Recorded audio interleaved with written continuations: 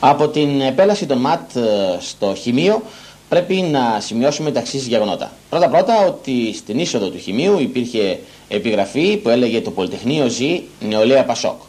Δεύτερο στοιχείο είναι ότι μεταξύ των συλληφθέντων ήταν και ο δημοσιογράφος της Ελευθεροτυπίας, ο Γιάννης Κανελάκης, και ένας φωτορεπόρτερ από τα Νέα. Βεβαίως οι δύο άνθρωποι των μέσων ενημερώσεων δεν πήγαν στον εισαγγελέα.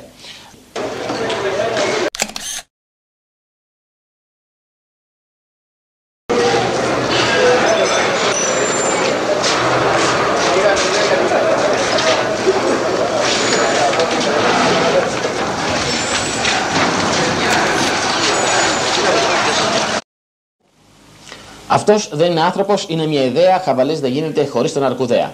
Αυτός είναι αστυνομικός διευθυντής και αυτό είναι το δύστιχο που φωνάζουν οι εναρχικοί σε κάθε επιχείρηση που επικεφαλής είναι ο αστυνομικός διευθυντής Αρκουδέας. Ο αστυνομικός διευθυντής Αρκουδέας ξέρει πάρα πολύ καλά το αναρχικό κίνημα από πρώτο χέρι, και όταν λέμε από πρώτο χέρι εννοούμε πράγματι από πρώτο χέρι. Την ίδια ημέρα προήχθη σε αντικάρχη στη θέση του Μποσινάκη. Η άνοδος του Αρκουδέα στην αστυνομία ήταν πυραυλική. Η TV Press ξέρει αρκετά πράγματα και θα ασχοληθεί μαζί του σε μία από τις προσεχείς εκπομπές. Νίκος Αρκουδέας, λοιπόν, το νέο όνομα στην ηγεσία της αστυνομίας.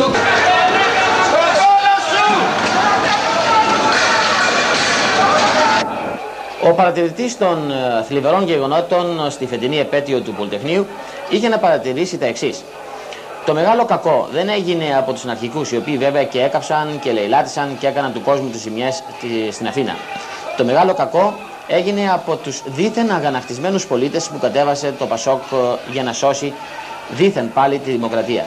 Αυτοί οι άνθρωποι μπήκαν μπροστά από την αστυνομία, τους προστάτευε από πίσω η αστυνομία, πέταγαν πέτρες και αυτοί, ξύλωναν πεζοδρόμια για να αντιμετωπίσουν τους αναρχικούς. Το ερώτημα είναι κατά πόσον υπήρχε αυτό το δικαίωμα στον επικεφαλής της αστυνομίας να επιτρέψει να δημιουργηθεί αυτό το περίεργο δίκαιο της αυτοδικίας το βράδυ των γεγονότων, ένα δίκαιο που μπορεί να μας οδηγήσει σε τραγικές εξελίξεις. Οποτεδήποτε λοιπόν κάτι συμβαίνει, κάτι δεν πάει καλά, σήμερα είναι αρχική, αύριο είναι κάποια άλλη απεργία, ίσως της ΓΕΣΕ, ίσως της ΑΝΤΕΔΗ, ίσως κάποιου κόμματος, οι αγανακτισμένοι πολίτες θα κατεβαίνουν κάτω, θα αρπάζουν τα ρόπαλα και τις κοτρώνες και θα ανοίγουν κεφάλια. SOS. Αυτή ήταν μια πρόβα τζενεράλε που δεν πρέπει να ξεφύγει από την προσοχή κανενός.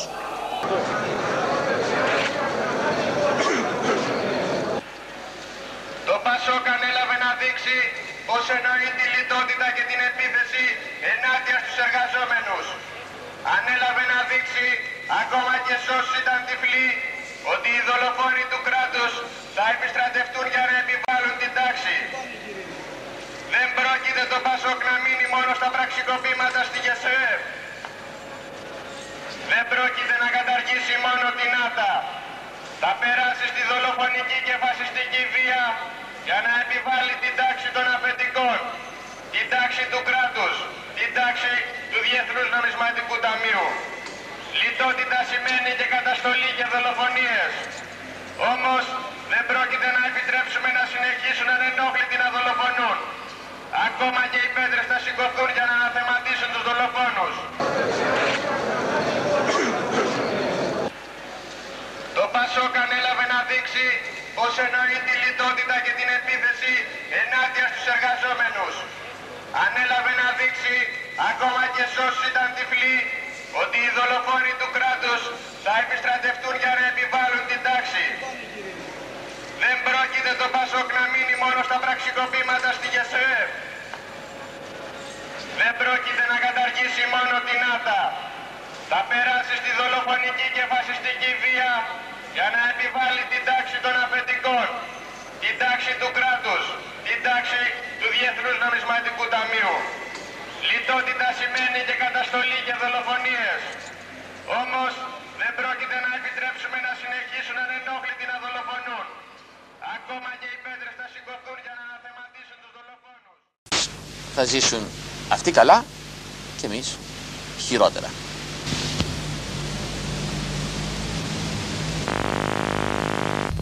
Είναι λευκό, καμιά φορά και έγχρωμο. Απαλό, τρυφερό, μαλακό. Έχει μαζί σας νύχτα μέρα στενές επαφές. Στενές επαφές ολοκληρωτικού τύπου. Και είναι πιο κοντά, πιο κοντά και από τη γυναίκα σας. Λευκά ή έγχρωμα εσώρουχα ήλιος. Απ' έξω εμφάνιση, από μέσα άνεση. Κυρίες και κύριοι, το ρεπορτάζ για την αλήθεια για τον Γκορμπατσόφ αναβάλλεται για την επόμενη κασέτα, μια και είχαμε τα έκτακτα γεγονότα με τους φοιτητές. Ξύλο και δακρυγόνα να δουν τα μάτια σας. Τόσο ξύλο που δεν είχε πέσει ούτε καν τον Νοέμβριο του 1973.